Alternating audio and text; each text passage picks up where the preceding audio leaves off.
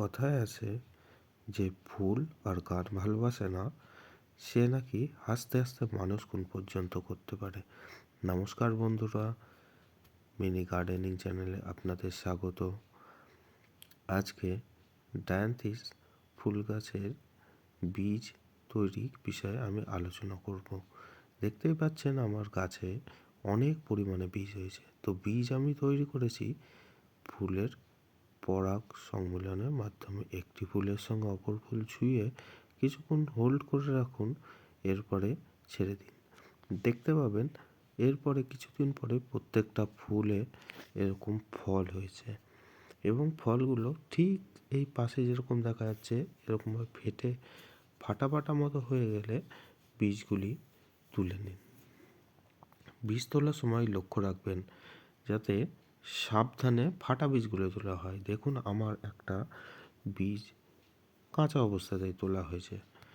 এরপরে বীজগুলি কালেক্ট করতে হবে। তো দেখুন আমার একটা বীজ থেকে কতগুলি বীজ পাওয়া গেল। একইভাবে আরেকটা বীজ থেকে কালেক্ট করছি। তো পরাগ সংমিলনের ফলে যে ফলগুলি তৈরি হয়েছে তার থেকে প্রচুর পরিমাণে বীজ পাওয়া যায়। তো সাধারণত এটাই দেখা যাচ্ছে, যে বীজটা আমার এমনি তোলা হয়ে গিয়েছে কাঁচা অবস্থায়, সেই বীজটা থেকে আমি পরিপক্ক বীজ পেয়েছি, কিন্তু তাতে কিছু অপরিপক্ক বীজও ছিল।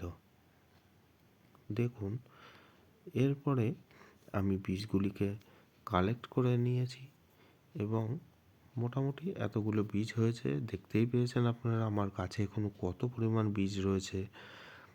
সেই বীজগুলি থেকে আরও প্রচুর পরিমাণে আমি বীজ সংগ্রহ করে পরবর্তী বছরের জন্য সংরক্ষণ করে রাখবো। নমস্কার।